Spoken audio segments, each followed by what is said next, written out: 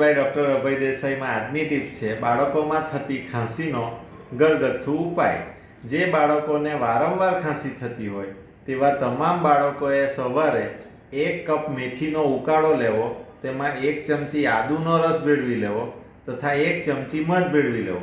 આ તમામ મિશ્રણને સાથે લેવાથી તમારી ખાંસીમાં તમને રાહત મળી જશે। ખુશ રહો, મસ્ત રહો।